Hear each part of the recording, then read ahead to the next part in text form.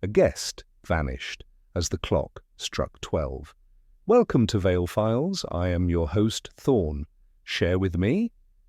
Where in the world are you watching from? Your voices enrich this journey. Now, to the mystery. It was not yet 8 o'clock when I heard the rasp of the letterbox at Baker Street and the soft thud of something rather heavier than a letter settling on the mat. I had barely set down the morning paper and reached for the kettle when Holmes, still seated in his dressing gown before the fire, said, without turning, "Be so good as to bring in the telegram, Watson. And take care, it contains more urgency than weight." He hadn't stirred a muscle, and yet he was, as ever, maddeningly accurate. I retrieved the small blue envelope and brought it over. "How in the world did you—" Too quick a tap for the post, too dry a strike for a newspaper, a courier on foot by the tempo, and judging by the scent of damp wool that arrived with the paper, I dare say he was dispatched from the Marylebone region, but had to double back through Camden, owing to the recent water main burst on Upper Berkeley Street. I merely raised an eyebrow and broke the seal.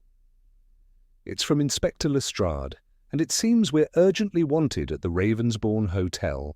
A death in the night, room 313. Suspicious circumstance. Guest missing. Come at once." Holmes set down his violin, which had been cradled loosely beneath his chin as he tuned it, and stood in one smooth, fluid motion. "Ah," he said with a faint gleam, "the morning breathes fresh riddles already." By 9:30, a hansom had delivered us through a veil of thin autumn drizzle to the Ravensbourne, a tall, ivy-swept building on a quiet corner of Gloucester Crescent. Its iron gates stood open, and a constable loitered near the side entrance, his boots leaving smears on the white stone as he shifted uneasily. Inside, the air smelled of recent polish and coffee poorly concealed by lavender sachets.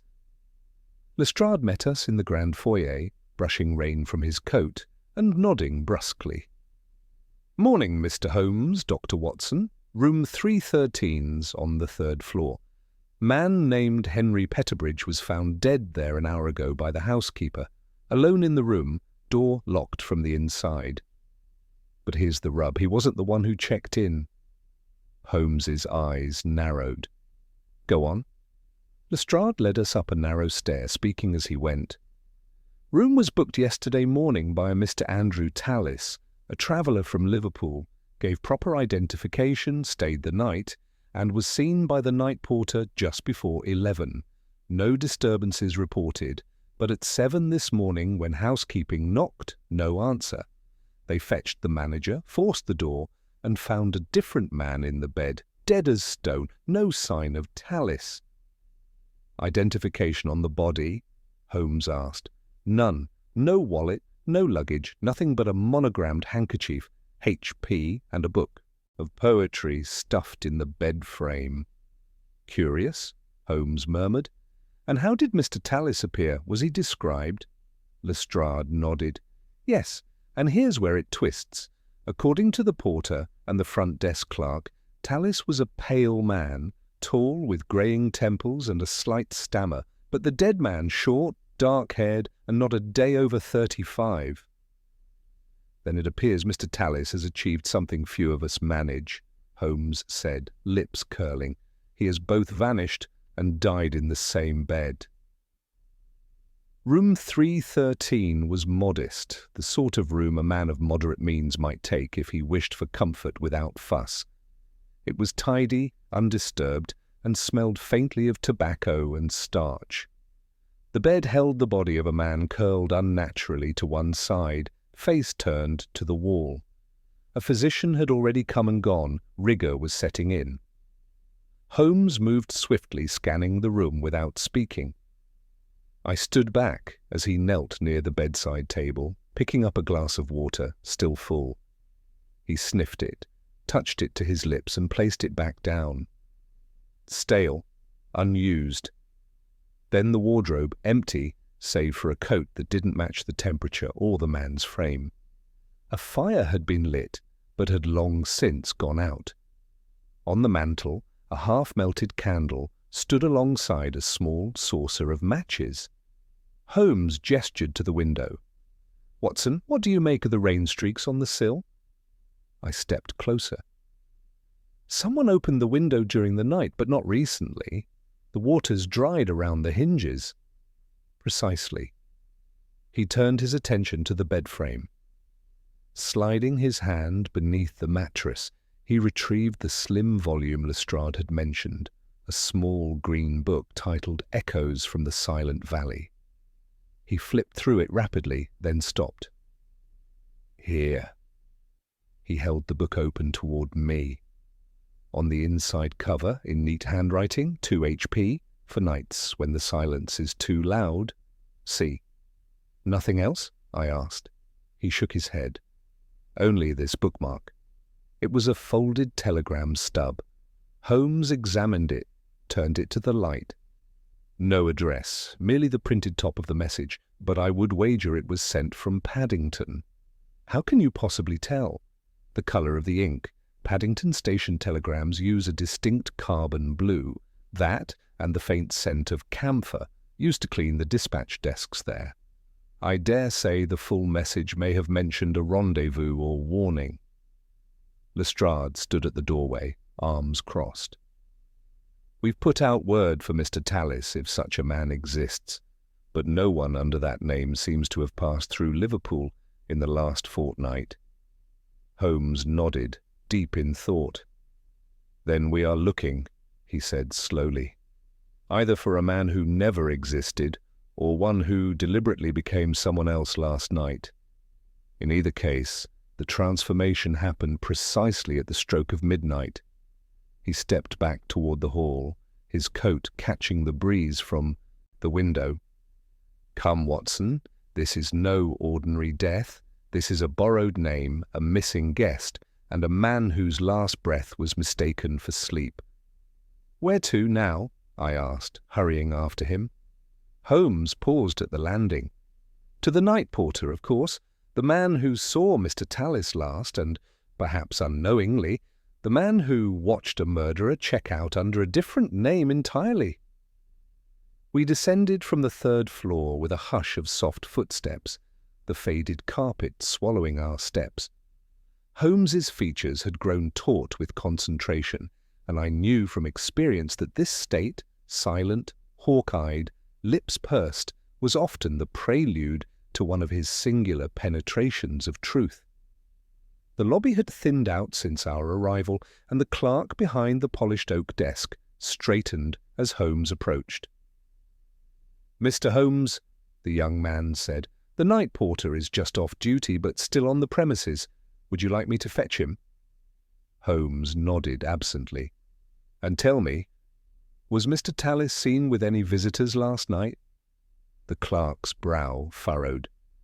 "None that came through the lobby, but of course there's the side entrance. Guests sometimes prefer it for privacy, though we discourage it."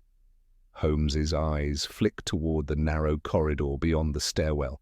"Yes," he said softly, "you discourage it, but you do not prevent it." Moments later, a stooped figure emerged from the staff quarters. The night porter was an elderly man named Triggs, with clouded blue eyes and a gait that suggested long service and habitual arthritis. "Evening, gentlemen, or morning, rather," he muttered. "You'll be here about 3:13, I expect." Holmes motioned for us to step aside into one of the drawing rooms just off the lobby, a quiet space with heavy curtains and a ticking wall clock that sounded like a heartbeat in the hush. "Mr. Triggs," Holmes said, "we understand you were the last member of staff to see the guest in room 313 last night. Around what time was that?" "Just before 11, sir. He came down, asking for an extra candle. Said he preferred to read by waxlight. Odd that, seeing as the room has good gaslight." "Did he give any reason?" "No, sir. Just said he found the sound of the gas hiss unsettling. Spoke softly. Bit of a stammer, now I think of it." Holmes's eyes narrowed almost imperceptibly. "What was he wearing?" Dark overcoat, narrow collar, looked like worsted wool but tailored neat. He had gloves too, one in his pocket, one in his hand. Strange thing to carry 'em separate, I thought. Holmes tapped his fingers together. Did you notice anything else? Jewellery, limp, a scent? Triggs hesitated. He had a pale sort of look, sir, sickly, like he hadn't slept, but no limp, no smell I can recall except maybe a touch of bay rum. Bay rum, Holmes repeated. The cologne, not the drink. Yes, sir. Holmes turned and paced a slow circle around the drawing room, then stopped in front of the fireplace. And after you handed him the candle, did he say anything else? Only good night, sir. Said he'd see me on the morrow. He smiled. Holmes's voice dropped an octave. Would you recognize the man if you saw him again? Oh, yes, sir. Clear as day. Holmes stepped closer. Come with me. Back in room 313, the blinds had been drawn open to reveal the grey morning. The corpse remained undisturbed under the constable's watch. Triggs stood a pace inside the doorway, gripping his cap with both hands. Holmes lifted the sheet from the man's face. The porter blinked, then frowned. No, sir, he said after a long moment. That's not Mr. Tallis. That's someone else altogether. Take your time. I'm certain this fellow's darker, shorter. The other one, his voice may have been weak, but his manner was polished, like a gentleman, not a tradesman. Holmes let the sheet fall. Thank you, Mr. Triggs. That will be all.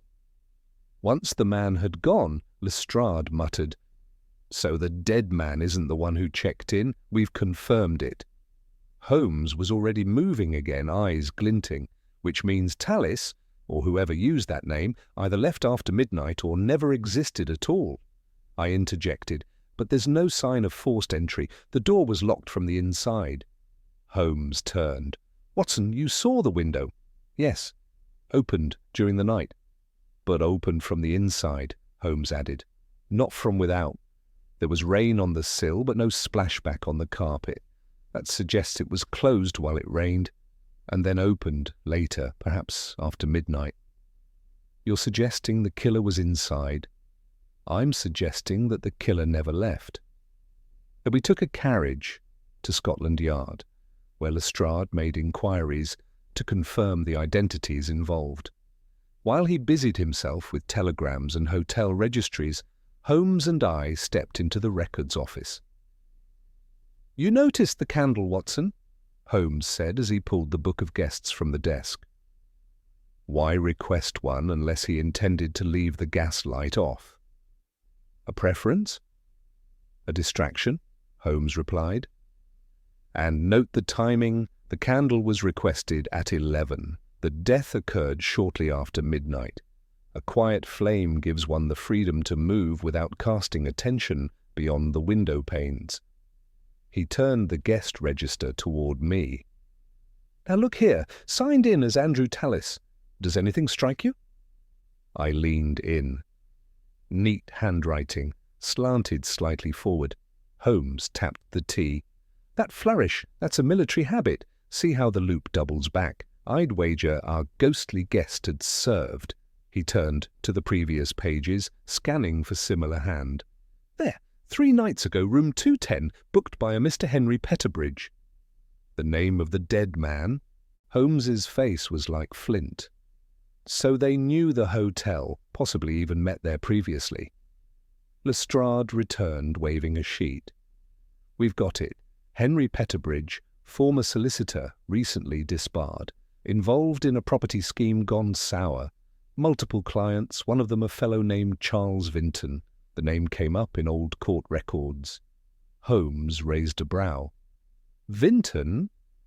Yes, he vanished after the ruling. Some believe he absconded to avoid paying court fees. And does Vinton fit the description of our Mr. Tallis? Why, yes, tall, pale, stammer. How did you... But Holmes was already walking out. Come, Watson, we must pay a visit to the club where Mr. Petherbridge was last seen 2 nights ago. But we arrived at the Armitage Club shortly before luncheon. It was a gentleman's haunt, quiet and conservatively furnished, the kind of place where scandal could hide in the fold of a newspaper, and reputations lingered longer than members. The steward recognized the name. Mr. Petherbridge dined here Tuesday, alone, stayed nearly 2 hours, seemed distracted. He received a note, I believe, passed to him by a page. Holmes's eyes lit up. Can you describe the page? A new boy, from Paddington Way, I think. Bit of a limp. The telegram stub, I said aloud. That's where it came from. Holmes nodded. A rendezvous, then. Possibly a trap. We exited into the street. We now have, Holmes said slowly, a man with motive, Vinton, whose life was ruined by Petherbridge, a false identity, a last-minute meeting, a room locked from the inside, and yet no one saw Vinton leave. What are you thinking? I asked. I'm thinking, Holmes replied, that Mr. Tallis may never have left room 313 at all, at least not by the door. I stared. You think he escaped through the window? Holmes smiled faintly. No, Watson. I think he never existed, at least not as the man they described. He raised his cane as a cab approached.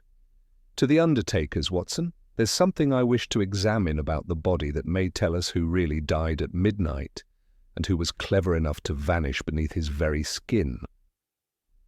The rain had stopped, but the mystery had only deepened. The hansom rattled through the narrowing lanes toward Marylebone. Holmes hunched forward with his fingers steepled beneath his chin, his gaze fixed on some middle distance, known only to himself. I had learned to recognize that posture as the hourglass tipping when facts began to cascade into alignment, even if their connections remained concealed from me. Holmes, I ventured, you said the man may never have left room 313, but we've accounted for one body, Petherbridge. Are you suggesting a substitution? Not quite, he murmured. Rather a manipulation of perception. Consider what we believe we know. A man named Andrew Tallis checks in. No one sees him leave. In the morning, a different man, Petherbridge, is found dead in his bed. What if Tallis and Petherbridge were not two men, but one? I frowned. But Triggs described Tallis, tall, greying, a stammer, whereas Petherbridge was dark-haired, young, and clearly not the man the porter saw. Precisely, and yet the porter saw what he expected to see, a man alone at night requesting a candle, a flickering light, a hat tilted forward, a coat too large, a glove misplaced. Wouldn't take much to invent an impression. You believe Petherbridge posed as Tallis? I believe someone posed as both. But why go through such trouble? To erase the true identity of the killer, or perhaps to give one man two exits. If we're right, someone intended to disappear not merely from a room, but from a life. The carriage drew up before a low brick building near the edge of Paddington Green. The discreet entrance bore the name Hamble and Sons. Undertakers, its windows shuttered against the city's noise. A sombre young assistant greeted us, and after a whispered exchange with Holmes, led us to the rear room, where the body of the deceased, still identified only as Henry Petherbridge, awaited formal preparation. Holmes requested the room be left to us. Once alone, he drew back the white cloth and stood silently over the corpse. I watched him scan the face, not with the cold detachment of the mortuary, but with something like reverence. Then with gloved hands, he began his inspection. No abrasions on the neck, he murmured, no marks on the wrists, no bruising about the eyes. Death came swiftly. He opened the man's shirt collar and examined the chest, then the hands, then the soles of the feet. He paused. Watson? I stepped forward. Holmes pointed to the man's right foot. Notice the powder clinging to the arch. I bent lower. Chalk dust. From a marble floor? More likely lime or ash. trace from a building site or furnace. The Ravensbourne has no such flooring." I looked to him. He came from elsewhere before arriving. Or something was brought to him. Holmes leaned over the corpse and tilted the head. "Do you see this here, behind the right ear?" A faint, reddened crescent, barely perceptible. "Blunt trauma," I said. "It could have dazed him, if not killed him outright." Holmes nodded. "There's no blood, no defensive marks. The blow was likely swift, intended to incapacitate. But if he were drugged or struck, who killed him? And how did they lock the room?" Holmes did not answer. Instead, he extracted something from the inside pocket of his coat, a small silver lens, and held it to the man's eyelid. After a moment, he gave a soft exhale. "There's the last witness," he said. I blinked. "What do you mean?" "Watson, after death, the eye retains a kind of chemical memory. The retina, if examined swiftly and under the right conditions, may preserve the last image seen." I stared at him. "Surely that's speculative." "Indeed. But look here." He adjusted the angle of the head and beckoned me to look through the lens. At first, I saw nothing but the dark dilation of the pupil.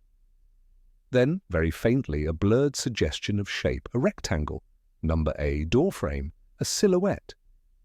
Holmes drew back and pocketed the lens. The man's final sight was of someone standing over him. A killer. Or a saviour, perhaps, but we'll call them guest for now.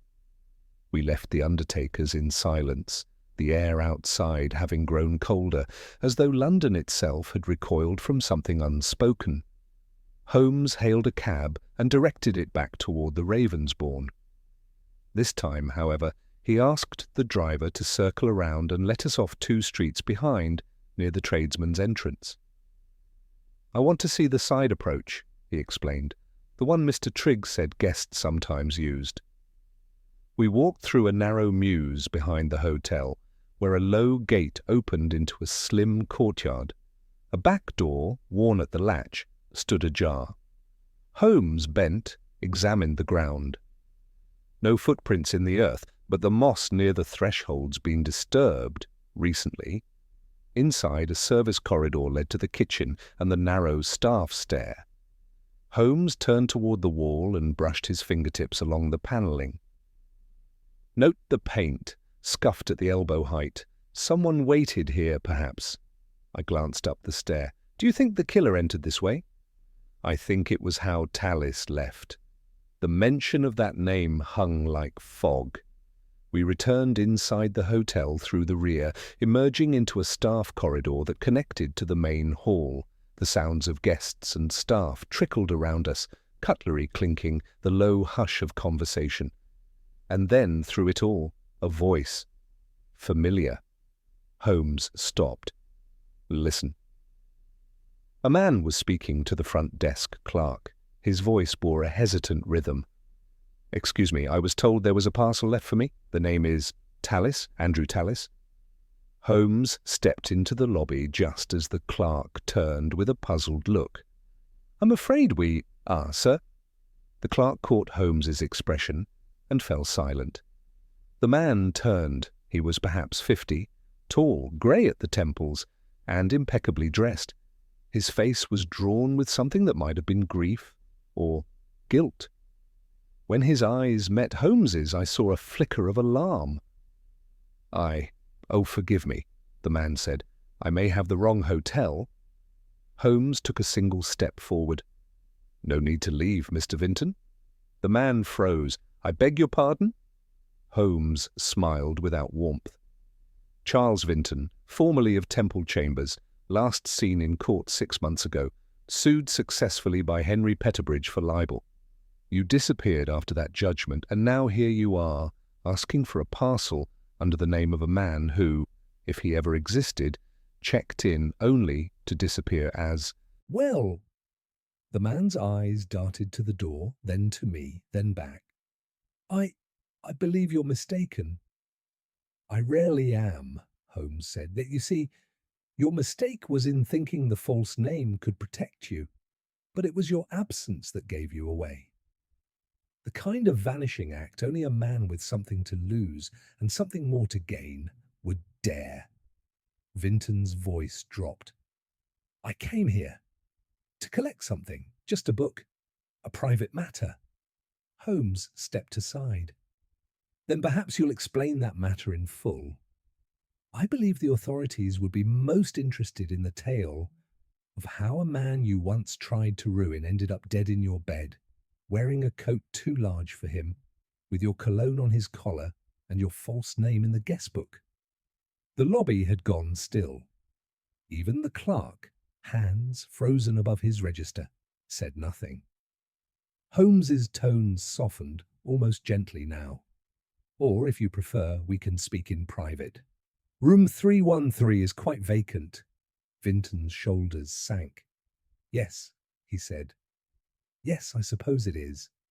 And he did not resist as Lestrade, who had emerged from the next room, stepped forward with the quiet finality of a man retrieving the last piece of a puzzle.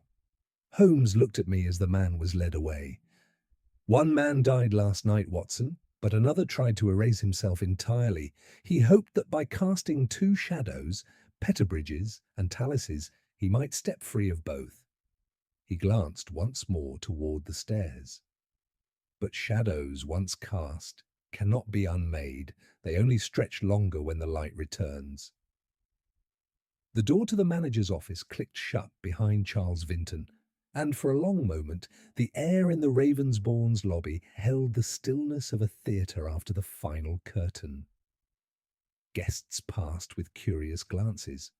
Staff resumed their tasks with renewed caution, whispering now and then in corners. Lestrade reappeared from the office 5 minutes later, his brow furrowed and his moustache tugged slightly out of place, a sign of professional irritation. He's talking, the inspector muttered, stepping over to us. But I'll be hanged if I can decide whether it's confession or theatre. Claims he came back for a book. Says he hadn't seen Peterbridge in weeks, but admits to using the name Tallis when registering. Says he needed privacy, not for crime, but shame. Which is, in London, Holmes remarked dryly, a currency more valuable than gold, but does he admit to being in the room when Peterbridge died? Number insists he left before midnight. Claims Peterbridge was fine when he departed. Holmes turned slightly, his gaze moving toward the corridor, as though following a thought that refused to rest. Then either he is lying, he said, or someone else entered after he left and completed the work he began. Still no sign of forced entry, I noted, and the room was locked from the inside, no spare keys unaccounted for. Which means, Holmes murmured, that if the room was truly locked, the killer either never left or never entered. The paradox turned over in my mind like a thorn in soft wool. You're suggesting suicide? Holmes shook his head. Number Peterbridge had neither the temperament nor means. He was, by all reports, fighting to recover his career. The meeting with Vinton may have been bitter, but not final. Then who? Lestrade asked. That, Holmes said, is the thread we now pull. But it is no longer in this hotel. We left the Ravensbourne as the sun began to draw thin shadows across Gloucester Crescent. The afternoon had brought a fragile brightness to the sky, but Holmes paid no attention to the changing light. Instead, he moved quickly with an energy that suggested a map forming invisibly before him. We took a cab east, cutting across Baker Street and then turning down a smaller passage I barely recognized. "Where are we going?" I asked. "To find the ghost," Holmes said. "Or rather, the one who wrote to him." He withdrew from his coat the slim book of poetry we had found hidden beneath the mattress in room 313. Echoes from the Silent Valley. He turned to the first page again where the dedication remained. To H.P., for nights when the silence is too loud. See, that inscription, he said, was personal and intimate. One doesn't give poetry so delicately unless there is familiarity, perhaps even love. You think it came from a woman? Possibly. But the tone is less romantic than it is redemptive. Someone was trying to remind Henry Petherbridge of something he had forgotten, perhaps who he had been before his disgrace. I turned the idea over in my head. So, we're looking for someone whose name begins with C? No, Holmes said. We're looking for someone who knows how Petherbridge read poetry, by candlelight alone in silence, someone who saw through the collapse of his career and still reached for him. The carriage stopped outside a modest row of flats off Fitzrovia. Holmes consulted a scrap of paper folded in quarters. Miss Clara Forsyth, he said. Once employed by Petherbridge as a legal secretary, dismissed 6 months ago quietly, no legal reason ever filed. And you believe she is the C? I believe, Holmes said, she may know the shape of the hour before death. We ascended the narrow stair and knocked at the second door. A woman in her late 30s answered. Her expression, at once guarded and defiant, softened when Holmes introduced himself.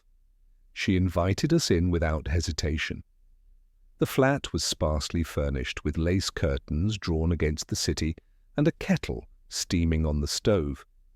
On the table lay several books, including Echoes from the Silent Valley, another copy, spine worn and pages marked with pencil lines. "You've come about, Henry," she said, not as a question. Holmes nodded. "You heard?" "This morning? It was in the early edition. I didn't believe it until just now." Her voice quivered slightly, but she composed herself quickly, brushing a lock of hair behind her ear. Holmes, ever observant, took in her pallor, her bitten fingernails, the uneven rhythm of her breath. "You cared for him," he said gently. "I did, not always, but I remembered the better version of him, before the scandal, before the letters and the press." "You sent him the book." She hesitated. "I did. I wanted him to remember who he was before he turned bitter." "You met with him recently?" "Not in person, only by post. I thought if I saw him I'd lose my nerve." "Did he reply?" "Number not directly. But last week I received a message, unsigned, just a page torn from the book I sent him, with a circle around one line." She walked to a small writing desk and retrieved the page. Holmes read it aloud. "Even the valley echoes not when the voice forgets its name." Holmes read it twice, then folded the paper carefully and returned it. "Miss Forsyth, forgive me, but I must ask plainly, did you go to the Ravensbourne last night?" She shook her head. "Number I was here. I can prove it. My neighbour and I were playing chess. I was home all night." Holmes studied her for a long moment. Then he nodded. "Thank you." As we stepped outside, I asked, "Then if not her, who remains?" Holmes did not answer at once. He walked a few paces, then paused near a newsboy hawking papers on the corner. After buying a fresh copy, he opened it and scanned the back page. "There," he said, and tapped the column. "A notice of death, printed 5 days ago, Margaret Lane, widow, no children, estate left unnamed." "And Miss Lane," Holmes said, "was Charles Vinton's former housekeeper. She died suddenly, of natural causes, they say. But she had keys to Vinton's former flat. That would include documents, correspondence, and perhaps a safe." "You think Vinton used her flat?" "I think he used her death," Holmes replied. "A quiet place, no visitors. He needed somewhere untraceable to prepare, somewhere to become Tallis." The implications dawned on me slowly. "So then Vinton came to the hotel, posing as Tallis. Petherbridge arrives, possibly unaware who awaits him. They argue. There's a struggle. Vinton strikes him, and then..." "Then," Holmes said, "Vinton sees opportunity. He dresses the body in his spare coat." leaves no identification. Lights the candle, locks the door, climbs out the window, or fakes the scene as such, and disappears. In the morning, he is presumed dead. But why come back? Why risk returning? Holmes smiled faintly. Because he left something behind. He pulled from his coat pocket the telegram stub once hidden in the book of poetry. It was never meant for Petherbridge. It was addressed to Vinton, from whoever knew he was still alive. It's a warning. He glanced down the street, where the light had grown soft over the rooftops. And that, Watson, is the final thread. Whoever sent that telegram may know everything, including why Henry Petherbridge was meant to die not at midnight, but after sunrise. And with that, Holmes turned on his heel. To the telegraph office. Before the trail fades into the dusk, the Paddington Telegraph Office stood like a worn watchtower at the mouth of the western corridor, grey stone, soot-streaked glass, and an air of unhurried competence. Inside, the scent of metal filings, dry ink, and wax paper lingered, a quiet symphony of industry for those fluent in messages too urgent for pen and too discreet for voice. Holmes entered without introduction, his presence as distinct as a rifle crack in a gallery. He moved past the few patrons with practised ease and approached the clerk's desk with the folded stub in hand. "This telegram," he said, "was dispatched 4 nights ago. Blue carbon ink, faint camphor scent. It originated from this office, correct?" The clerk, a man with rolled sleeves and ink stains on 3 fingers, adjusted his spectacles. "Let me see." He examined the stub, turning it under the yellowed lamplight. "Yes, sir, this came from here. Not standard issue now, but we still keep a reserve of that stock. Paddington's known for it." "Excellent," Holmes said softly. "Would you be so kind as to check your records for a telegram sent to a Mr. Andrew Tallis, delivered to the Ravensbourne Hotel? Sent between the hours of 9 and 11 p.m., 4 nights prior." The man nodded, disappearing through a door behind the counter. Holmes remained utterly still, his eyes half-lidded, yet every muscle alert. I could sense it. He was triangulating the arc of something, a pattern just beginning to take form. The clerk returned 5 minutes later with a long paper slip in hand. "Here it is. Sent at 10:27 p.m. on the 2nd of November. No return address, but it was handwritten and paid in coin.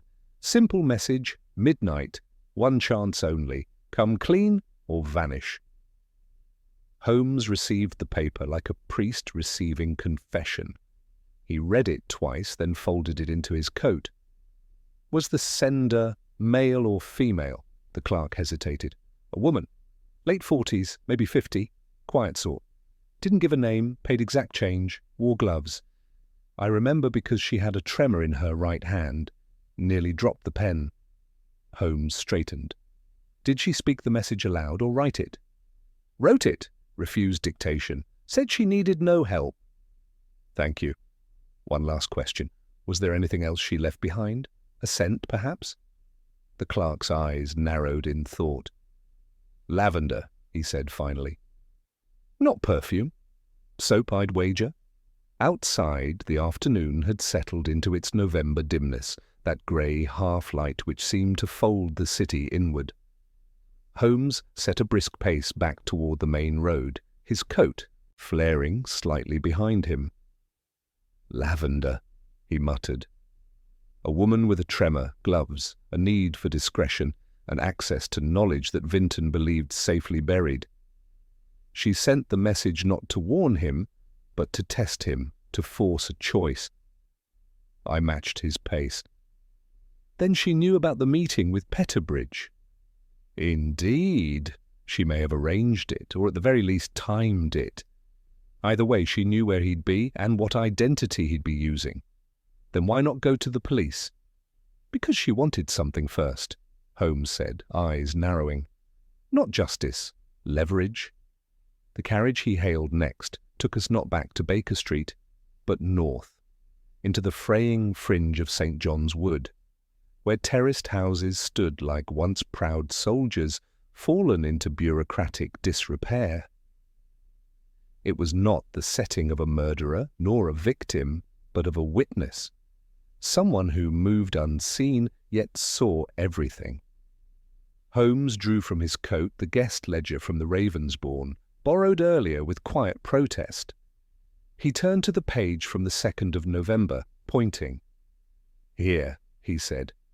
"A Mrs. L. Hampton, registered 2 rooms down from 313. Stayed 1 night, left before dawn, no luggage but a hat box." He tapped the final column. Purpose of stay. Private concern. We knocked at a door along the row where paint flaked from the sill and silence hung like wet linen. A moment later it opened. The woman before us wore no pretense. She was neither old nor young. Her hands, visible below rolled sleeves, bore faint scars along the knuckles. Her eyes were pale, her expression weary, but it was the scent, faint lavender, like old linen drawers, that gave her away. "You're late," she said, with no surprise. Holmes inclined his head. "Then you were expecting us?" "I was expecting someone. I sent the wire." She let us in without further ceremony. The room was spare. A single lamp burned low beside a writing desk. On the table lay a series of old court reports, a clipping from the Times, and a black leather notebook. Holmes examined the spread with care. "You knew both men?" "Better than they knew each other," she said. Vinton was arrogant, Petherbridge ambitious. Together they drew up a fraud that hurt dozens, and when it fell apart, each tried to escape blame. "You were their partner?" "I was their clerk," she said evenly, "their dog's body, their ghost." I forged the ledgers, filed the papers, watched them shift blame, while I lost everything, my post, my pension, and my name. She gestured to the lavender soap on the counter. "That's all I have left of a house I used to own." Holmes said nothing. His silence was not one of judgment, but permission for her to go on. When the suit fell apart and Petherbridge turned on Vinton, I kept quiet, but I watched. I watched Petherbridge drink himself into eloquence, and Vinton vanish into shadows. I watched them become caricatures of guilt, one visible, the other whispering from the corners. "So you arranged a meeting?" "I wrote to Petherbridge under the name Tallis. I knew he'd respond. He was lonely, weak, and still chasing ghosts." "And Vinton?" "I sent him the wire. I wanted him to come to the hotel. I wanted him to see what ruin he'd caused. I didn't expect murder. I expected truth." "But you stayed in the same corridor." She nodded. "I wanted to hear them argue. I wanted to hear at least one of them say I was wrong." I waited, but all I heard was silence. "And in the morning?" I asked. "I left before dawn. I saw Vinton's coat left behind at the front desk. That was enough. I knew what had happened." Holmes stepped forward gently. "And why call no one?" She looked at him then, really looked, and what I saw in her eyes was not fear but exhaustion. "Because if I had," she whispered, "I'd be the one on trial, for secrets, for silence, for being the third name no one remembered." Holmes inclined his head, slowly. "You were never invisible," he said. "Only unaccounted for, and that, madam, is what doomed them both." We left her flat without further questions. There was nothing left to extract. Some truths, once spoken, do not demand retribution. They only ask to be heard. Back at Baker Street, as dusk fell fully and the gas lamps flickered to life beyond our window, I poured 2 brandies and waited for Holmes to speak. He took his in silence. "It was always the room," he said finally. "Room 313, a number reserved for fiction, for misdirection, for magicians who vanish beneath their own hats. I nodded, and yet in the end the story remained. Holmes raised his glass slightly, to those who watched it unfold and chose not to disappear. We drank in silence. Somewhere below, a bell tolled the hour, midnight again. But this time no guest was checking out, only a story fading into fog.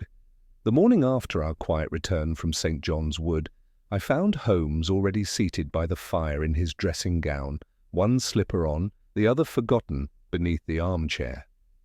His untouched breakfast sat cooling beside him, a curl of steam rising from the teapot like the last whisper of sleep. In his lap lay the black leather notebook retrieved from the lavender-scented flat, the same notebook the unnamed clerk had kept from her days with Vinton and Petherbridge. He had not moved from that posture since I left him the night before. "You haven't slept," I said, pouring a fresh cup of tea and setting it near his hand. "No," he replied distantly. "Sleep is the indulgence of those not staring directly into the eyes of contradiction." I sat opposite, waiting. He did not yet look up. "This," he said, holding up the book without opening it, "is not a ledger. It is a mirror." I said nothing. I had learned that to interrupt Holmes in such moods was like tapping a scalpel during surgery. One risked cutting into a far deeper thread than intended. The woman, our silent witness, she was never simply the clerk.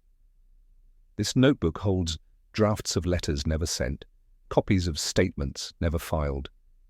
She was not preserving the business, they were already ruined. She was preserving motive. He set the notebook down and turned his gaze toward the window, where Baker Street's damp light filtered through lace curtains. "There is a single passage," he said, "written in a different hand, not hers. It's tucked between two folded pages, almost as if hidden." He retrieved the book and passed it to me. I opened to the indicated section and found the insert, a torn piece of letterhead from Temple Chambers, with a note written in nervous, upright script. "You think me cold, but I was never cruel. You kept the books, yes, but I kept the silence. I could have destroyed you. I didn't. Remember that when the knock comes, H.P., I read it again. Petherbridge wrote this." Holmes nodded. It was tucked into the clerk's notebook like a dried flower, kept not for sentiment but for proof. But proof of what? Holmes's voice was quiet. That she had leverage over him. Perhaps enough to push him into that hotel room under the pretext of Tallis. Perhaps enough to force him to confront what he had done. What they both had done. He rose now, moving to the fireplace and tapping the notebook lightly against his hand. "This case, Watson, is not a single crime. It is the residue of a shared guilt stretching back through a dozen years and a dozen ruined lives. But until now, all we had was the shape of it. What we need is the hinge, the point upon which the entire affair turned fatal." He stopped pacing. "And I believe it may lie not in who struck Petherbridge, but in what he brought with him." I stared at him. "You think something's missing from the hotel room?" "Not missing, removed after the death by someone who did not wish the truth to surface, perhaps even by our clerk." "But how could she enter? The room was locked." Holmes gave a sharp smile. "There is one more possibility we have not yet examined closely." He reached for his boots. "Come, Watson, it's time we visited the only witness who cannot lie." An hour later, we stood once again in the now vacant room 313. The scent of wax and stale air lingered. The curtains were drawn, the bed remade, the hearth empty. Holmes moved with peculiar attentiveness, running his fingers along the floorboards, the edge of the desk, the window sash. I stood by the hearth, where the small saucer of used matches still remained on the mantel. "You said something had been removed," I said. "But surely the staff would have noticed anything missing." "Not necessarily," Holmes replied. "A man checking in under a false name leaves no expectations behind. If he brings something in a book or sews it into his coat, no one marks its absence." He turned back to the bed and lifted the mattress slightly, then paused. "There." He withdrew a flat envelope, creased, unmarked, but sealed with black wax. It must have been overlooked during the original inspection, hidden deep within the bed frame or pushed down during the remaking. Holmes weighed it in his hand, but did not break the seal. "You think this is what Petherbridge brought with him?" I asked. "I do, and what Vinton, or our clerk, retrieved after." "But if it was retrieved, why is it still here?" Holmes's brow furrowed. "Because, Watson, someone else placed it back." He turned the envelope over. "The seal has been broken once and resealed, with a different wax." I understood at once. "Someone read it, copied it, then returned the original before the investigation." Holmes looked up. "Because they feared what would happen if it wasn't found, but not yet. Not until it served their purpose." He opened the envelope. Inside were 6 sheets of foolscap paper, legal language, careful phrasing, and at the bottom a single signature. "Watson," Holmes said, handing me the final sheet, "do you recognize the name?" I scanned the signature. The name was scrawled in hurried ink, Clara Forsyth. Beneath it, "Last Will and Testament, to be held in confidence until delivery of blackmail evidence is confirmed." I stared. "She was preparing for her own disappearance," I said. "She was going to trade this to Vinton or Petherbridge?" "To both," Holmes said. "She intended to use this as her leverage, her departure. But something changed." "She witnessed something." Holmes nodded. "She heard them argue, perhaps even witnessed the blow that killed Petherbridge. And then, instead of fleeing, she made a choice. To stay. To see if the past would correct itself. Or repeat." I sat down heavily. "And when it repeated, she returned the letter. Not as a bribe. As a statement." Holmes moved toward the window, resting a hand on the sill.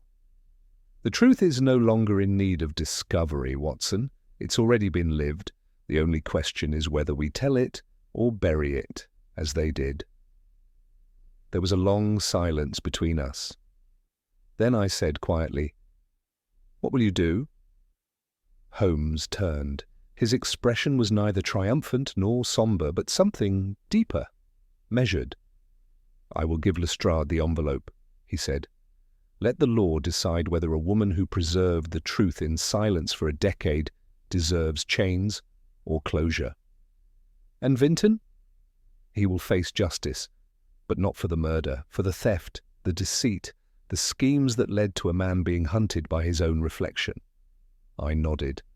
"And what of the woman who stayed in room 311? Holmes gave a rare smile. "Perhaps she too has earned the right to disappear, not into shadows, but into peace." We left room 313 behind, the envelope sealed once more, the window open to the early wind. And behind us, on the edge of the mantel, the candle that had once flickered at midnight finally leaned into the light.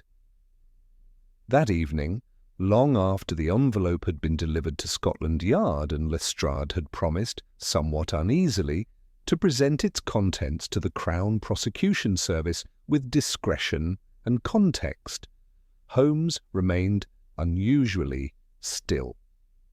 The fire at Baker Street had burned low, and though the kettle on the hob was beginning to steam again, neither of us made a move toward it. The day had ended, but the case had not. I watched him from the opposite chair, noting the way his eyes lingered on the notebook, Clara Forsyth's notebook, which still rested on the table between us, now closed its leather cover darkened by use and time. "Something troubles you?" I said at last, not as a question. Holmes inclined his head faintly. "Yes, Watson, a conclusion too neat." "You mean the case itself?" "I mean its shape." He tapped his fingers softly on the chair's arm. "A man is murdered in a locked room. The name on the register is false. The man who should have died survives. The woman who should have disappeared remains. And all are bound together by a notebook that only tells half the story." I leaned forward. "But we found the missing piece, the envelope, the will." Holmes nodded slowly. "We found what we were meant to find." "You're suggesting it was placed there intentionally?" He looked at me now, the firelight dancing in the sharp planes of his face. "Not by the hotel staff, and not by Vinton. He had no reason to return after the body was discovered. But Clara, she remained nearby. She had the opportunity to re-enter the room, and the motive to ensure that, if the story ended in silence, at least one voice would remain on paper." "Then you believe she is still withholding something?" "No," he said softly. "I believe she told us exactly what she intended, but what she did not tell us, what she left out, that is what troubles me." He rose suddenly, crossed to his desk, and withdrew a folded newspaper from beneath a stack of correspondence. I recognized it at once, the early edition of the Times, the one that had first reported Petherbridge's death. Holmes spread it on the table and pointed to a small item on the inside page. "Read that." I leaned in. It was a brief paragraph, easy to overlook. "The funeral of Miss Margaret Lane, long-time housekeeper to the late Charles Vinton, was held on Thursday at Kensal Green. Miss Lane, who passed away quietly in her sleep, had no surviving family. She leaves behind a modest estate and several unnamed personal effects." I looked up. "The housekeeper, the one who died shortly before the events at the Ravensbourne." "Exactly. I thought little of her until today. But now consider the sequence. Vinton returns to London under a false identity. He possesses keys to Miss Lane's flat, likely from a time when she was still in his service. Days later, she dies. Quietly, unattended, a modest estate. You suspect foul play?" "I suspect timing." Holmes's voice sharpened. "Vinton vanishes from legal scrutiny for months. He reappears in London not to right a wrong, but to clear a space. Miss Lane's flat becomes his staging ground, and yet conveniently she passes away just days before her home is needed." He paced now, hands behind his back, as though urging the room itself to confess. "But if she had no family, no heir, then there would be no one to question her death, no one to object to the contents of her flat being used by a stranger. And if, as the obituary states, she left behind unnamed personal effects," I caught up at last, "then something may still remain there." Holmes turned to me. "Precisely." He rang for Mrs. Hudson, who appeared moments later with a kettle and a raised eyebrow.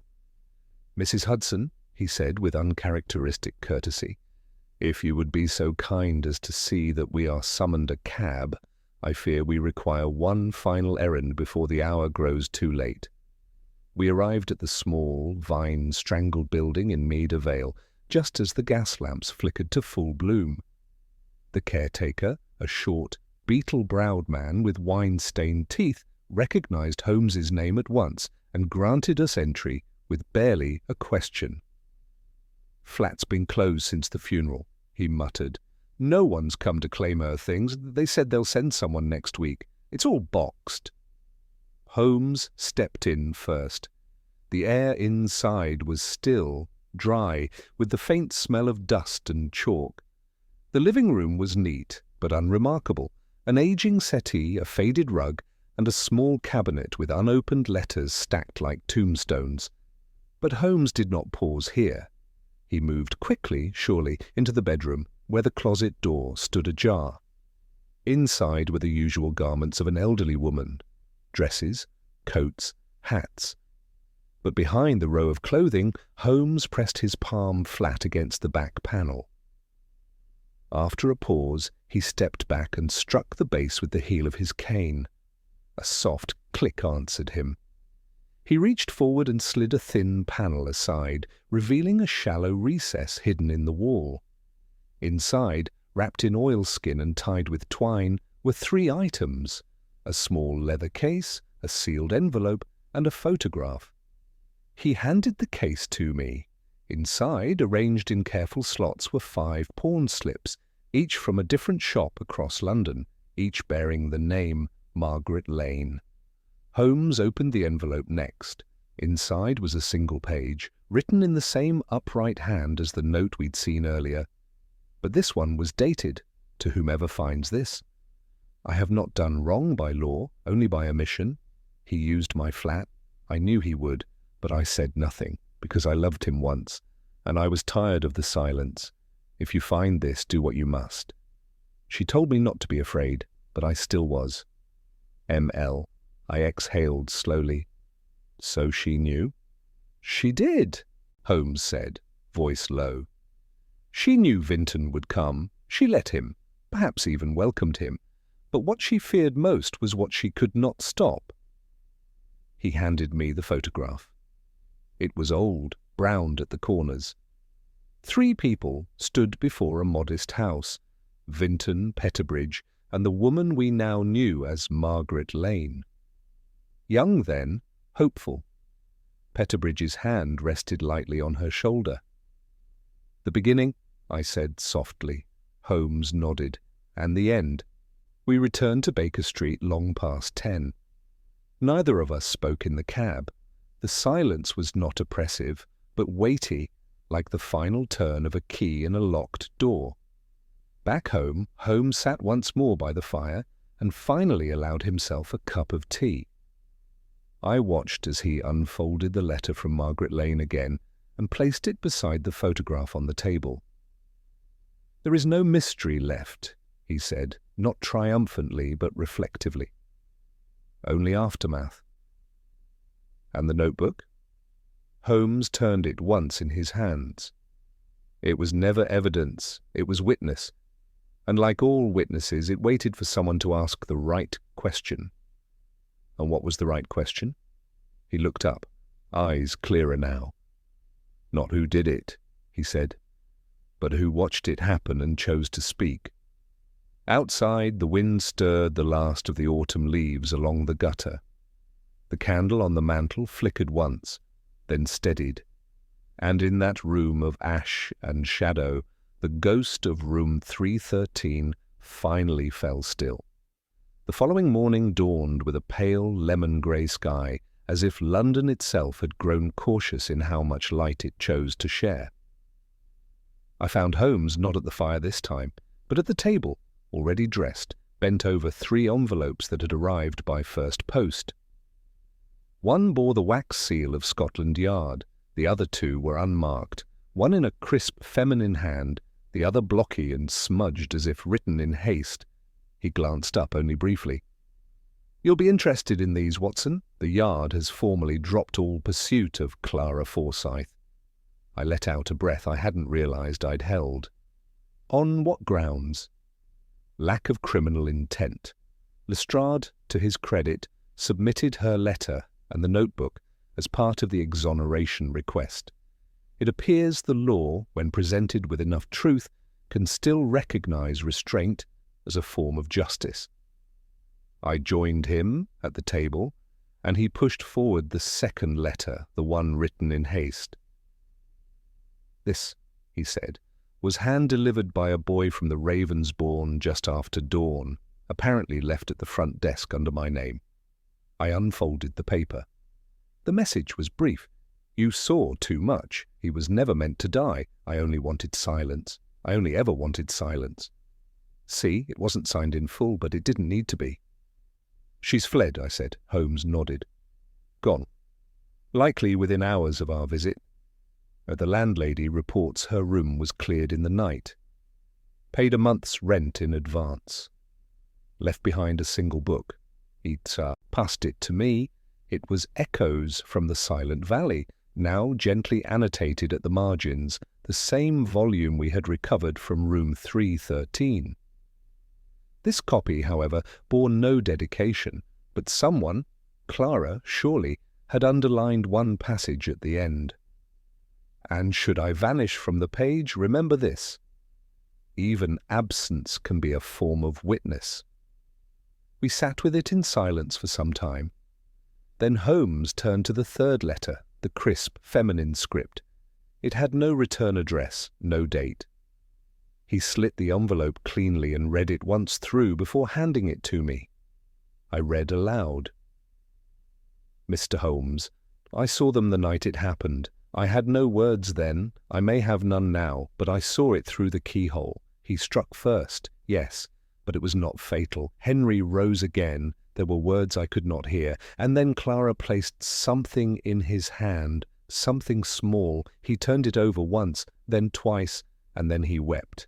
She left soon after. He remained, alive. The candle was still burning. I tell you this not to absolve her, nor to condemn, only to say that what you believe may still be missing was never meant to be found. I too have vanished, but not without leaving this. 311. I felt a chill pass through me. I looked to Holmes, who sat perfectly still, his gaze fixed on the flame of the nearest lamp. Room 311, I said. The adjacent room. She was watching, Holmes replied. Perhaps not all night, but long enough. But what did Clara place in his hand? Holmes stood, crossed to the mantel, and retrieved the item we had thus far treated as incidental. The small, wax-sealed match saucer from room 313, which had sat untouched since our first inspection. He opened the underside gently. Inside, beneath the spent matches, was a tiny velvet pouch, barely visible to the eye, likely slipped in after the candle had been replaced.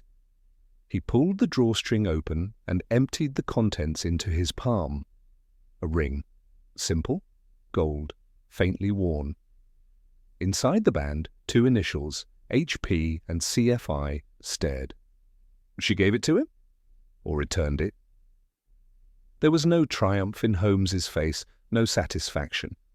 Only clarity, a kind of reluctant understanding that what had begun as a question of death had revealed itself to be a tapestry of vanished intentions, one that no arrest, no newspaper column could cleanly summarize. She gave him the ring, he murmured, and the choice.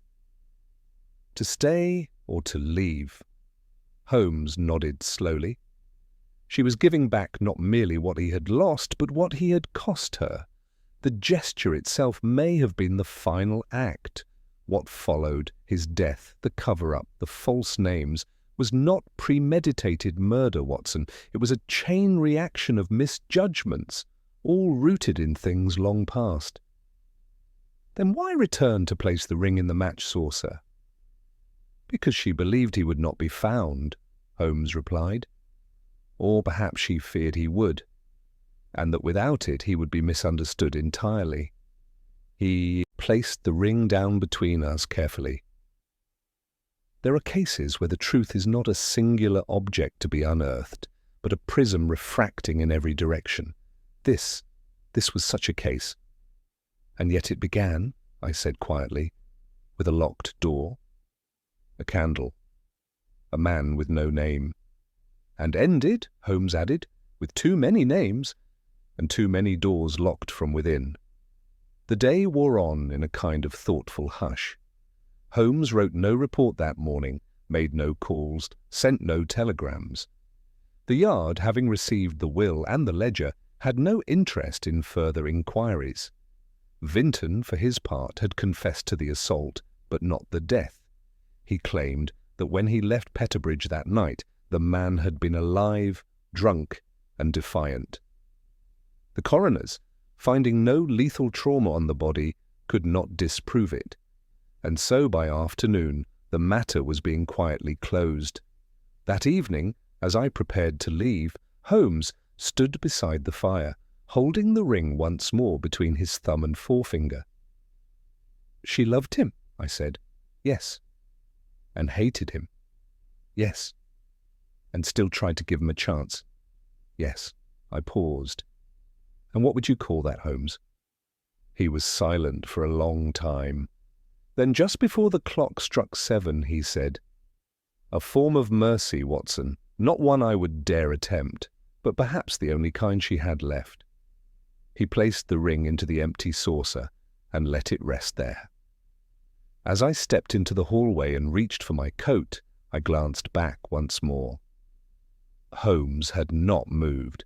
The fire glinted off the brass rim of the ring, casting a quiet golden oval onto the stone beneath it. And above it the candle burned, not flickering, not fading, only steady, only still. The next morning broke softly, as if the city itself was reluctant to disturb the delicate hush that had settled around the end of the case. The air outside Baker Street was faintly warmed by the promise of an early winter sun, but inside our sitting room, the embers in the grate still whispered of something unfinished. I found Holmes seated with a bowl of figs at his elbow, untouched. His hands were steepled, his expression unreadable. Beside him on the table remained the velvet pouch, the ring, and the saucer. The candle had long since guttered, leaving only a trace of wax on the brass rim, like a seal that had done its work and was no longer needed. "I suppose," I said gently, "that this is how it ends." Holmes did not look up. "That, Watson, is precisely what troubles me." I took my chair across from him, watching him in the filtered morning light. "You believe there's more?" "Not more," he replied. "Just else." I waited. He finally turned toward me, folding his hands. "There is one detail which has continued to stir unease. At first, I believed it to be a matter of timing, but now I suspect it is something deeper, something deliberately obscured." He reached into the drawer and retrieved the telegram stub, the original fragment we had found in the book of poetry. He laid it on the table once more. "This message was sent at precisely 10:27 p.m. the night before the body was discovered. We confirmed the handwriting, the scent, the paper, everything pointed to Clara, but read the words again, Watson." I did so, frowning. "Midnight, one chance only, come clean or vanish." "She meant for him to confess," I said, "or at least to confront what he had become." "Indeed, but whom was she speaking to?" "Vinton." "Was she?" I looked at him sharply. Holmes's gaze had grown harder now, more focused. "You and I assumed Clara was addressing the man who had become Andrew Tallis.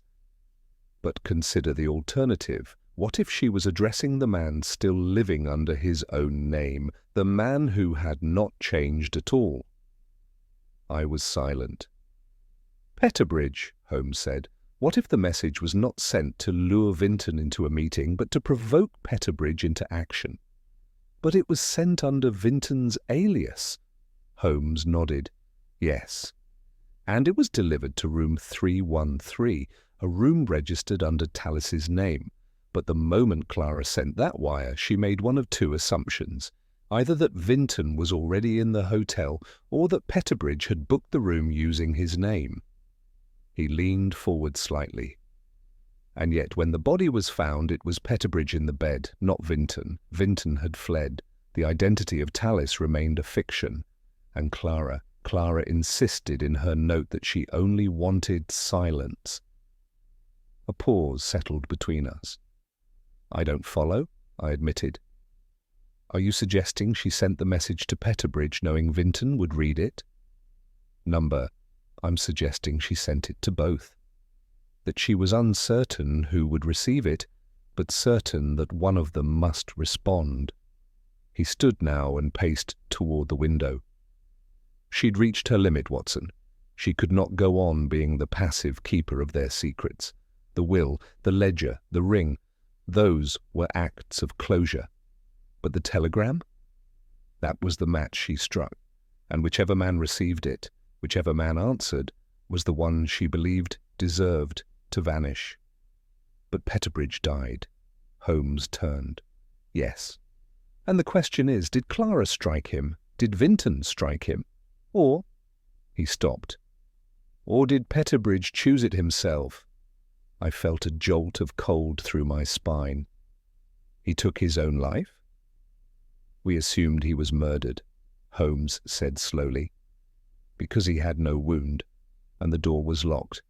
We saw the trauma behind his ear and assumed it was from a blow, but the physician noted no fatal injury. There were no signs of struggle, and the water glass remained untouched. But he drank something. Of that I am now sure. Holmes returned to the desk and picked up the final object that had remained curiously inert throughout the case, the book of poetry. He opened to the final pages and pointed. The spine of the book was reinforced, heavier than it should have been. I inspected it again this morning. There was a second envelope, Watson, sealed behind the end paper. He withdrew it now, a narrow paper sheath already slit open. Inside, a single square of folded paper. Holmes unfolded it with care and placed it on the table between us. To see, I cannot outlive what we did. I cannot outlive what I became. But you gave me a ring. You gave me silence. This is all I can offer in return. Let them believe what they must. H.P.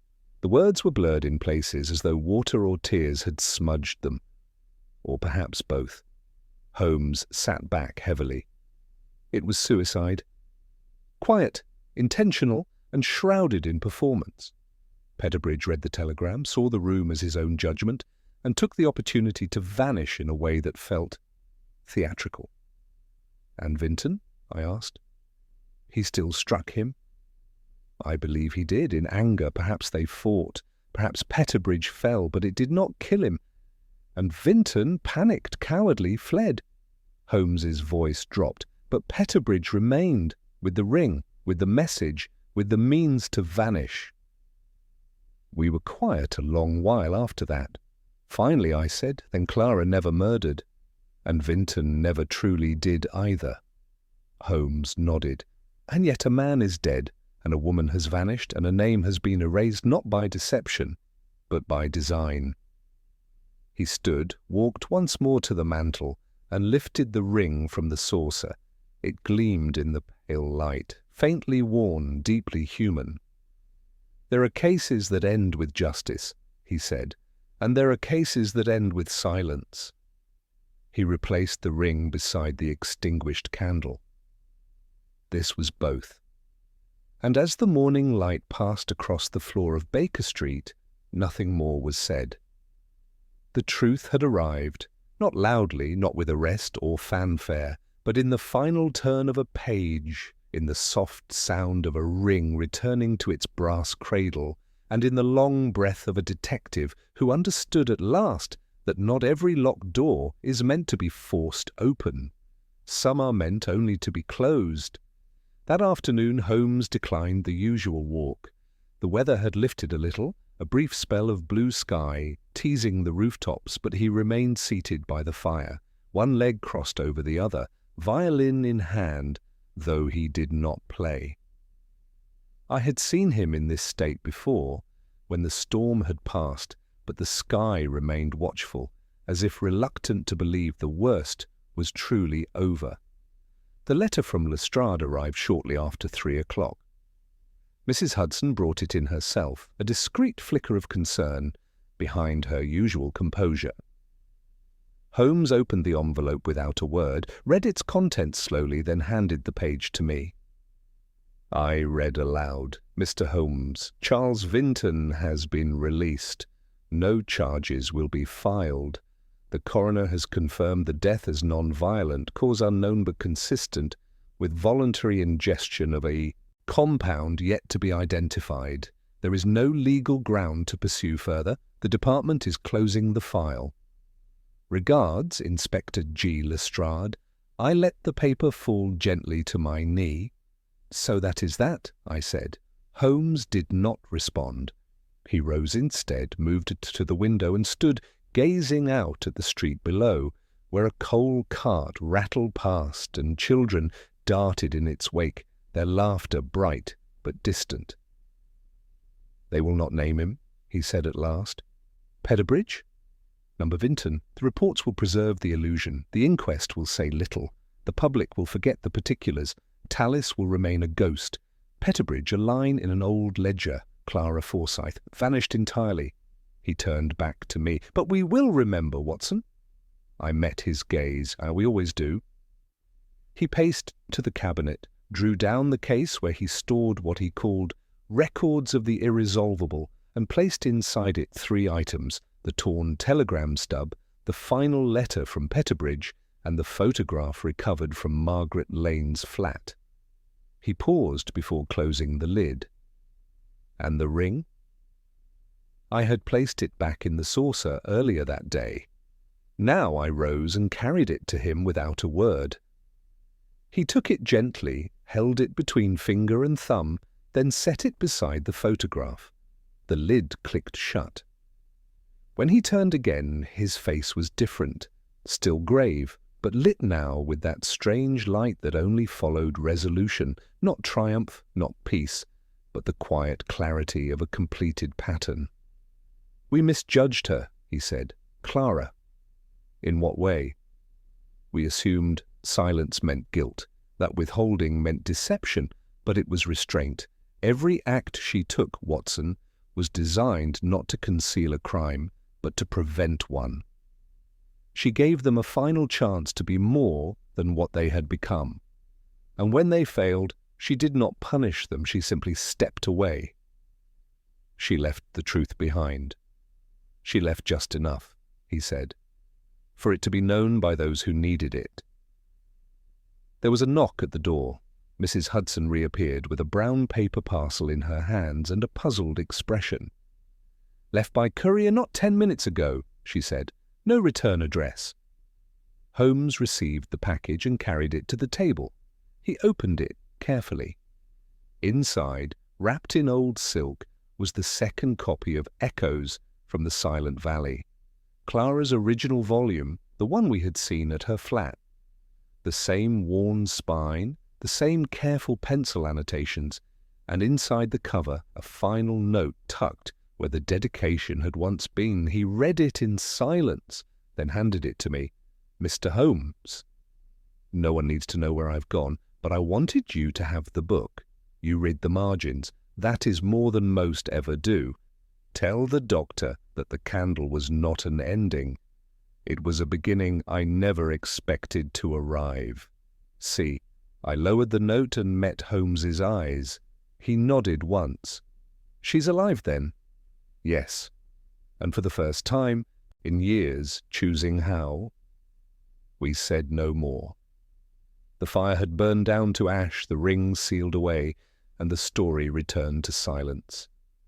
But not the kind born of shame or concealment. It was the other kind. The kind one earns after telling everything that mattered, and withholding only what did not. The following day I passed the Ravensbourne Hotel once more on my way to the chemist. The facade was unchanged, its windows lined with starched curtains, its doorman tipping his hat with mechanical grace, but as I glanced upward I saw that room 313 now stood dark, no light, no occupant, and, according to the clerk I spoke with, no booking taken for that number again. "They've retired it," he said with a shrug. "Some guests asked, others didn't. But the manager said it was best. Some rooms don't hold well." I understood. Some rooms are made not to be entered again. Back at Baker Street I found Holmes finishing a letter. He sealed it, addressed it to an estate office in Devonshire, and filed it among his private affairs. "A final arrangement?" I asked. He nodded. "Only a note, in case she ever needs to be found." "And if she never does?" He looked up, faintly smiling. "Then it remains like the room unread, but ready." I sat across from him. The fire had been lit anew. The air was quiet. "No cases pressed, No clock struck. Holmes leaned back, fingertips joined once more. We solved it, Watson, and yet no one will applaud. Some truths aren't meant for applause. He nodded, eyes distant, just for remembering. And in that room of old wood, old books and old smoke, we let the case settle, not into fame, nor into law, but into memory, where it would wait, not for judgment, but for quiet understanding. And that, I have learned, is where some of the greatest truths are content to remain. It was some weeks later, on a frost-bitten December morning, that the final piece of the affair came to rest in our hands, not through telegram, not from Scotland Yard, but by the quiet arrival of a parcel addressed to Dr. John H. Watson. I found it on the breakfast table at Baker Street, wrapped in plain brown paper and secured with an unfamiliar feminine hand. Holmes was absent that morning, called away to an unrelated matter concerning the theft of rare manuscripts from an Oxford library. I sat alone, sunlight gleaming on the rim of the butter dish, and unwrapped the package with a strange sense of foreboding, as one might open the door to a room they had already left behind. Inside was a small, dark blue notebook, the same shade as the guest ledgers at the Ravensbourne Hotel, and a folded page tucked within. There was no signature, only a sentence, written with delicate precision. "You have kept the truth. Here is what was withheld." I opened the notebook. It was a journal, not long, not polished but careful. And from the first line I knew whose hand had written it. Clara Forsyth. Once the silent clerk, once the woman behind the margins, now, at last, speaking plainly. The entries spanned the final week leading up to the night at room 313. They were brief, observational, not confessional, but the progression was unmistakable. November 2nd.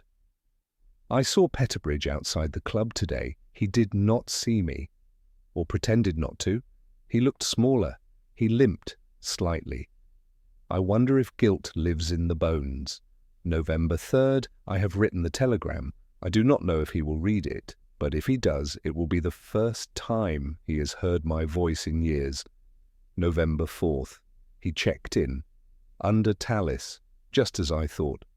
The name was a lie, but the man was real enough, pale, tired, and heavier than memory. I stayed in room 311. I could hear his movements, slow, cautious. He lit a candle. I smelled bay rum. November 5th. After midnight, he knocked, not on my door, on his own, as if the past stood behind it. When I opened mine, the hall was empty, but I saw the ring on his finger again. It startled me. I had not expected that. I slipped the letter beneath his door, then I waited. There was a gap in the entries, then the final note. The sound I heard was not violence, it was weeping. It came at 2:10 a.m., then silence, then nothing more. I left the book, I left the ring, I left him his name. The last page contained only one line, written in faded pencil. This is not forgetting, this is remembering without needing to be seen. I closed the notebook and held it for some time before placing it in the cabinet beside Holmes's collected cases. When he returned that evening, coat frosted at the lapels and eyes bright from cold air and Oxford debate, I handed it to him without a word. He read in silence, then placed it gently atop the closed file labelled Room 313. "We were never meant to understand it entirely," he said, "only to bear witness to it, which we have done." "Do you regret not finding her?" I asked. "No," he said after a long pause. "She did not vanish to escape justice. She vanished to end the performance." "And Vinton?" "He lives," Holmes said. "But only as a version of himself. That, I think, may be punishment enough." He turned to the fire, where the candle on the mantel had long since been removed. In its place stood the saucer, Empty now, polished clean. The guest, he murmured, who checked out at midnight. He trailed off. We never left the room at all, I finished. Holmes nodded once. He left only the shadow of who he might have been. And sometimes, Watson, that is all we are meant to find.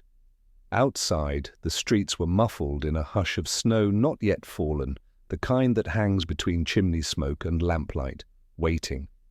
Inside, the silence was full, of memory, of truth, of a case that had not been solved so much as understood. That is how it ends, not with the clatter of handcuffs nor the pounding of boots through fog, but with the closing of a notebook, the extinguishing of a candle, and the softest possible sound, a door, gently,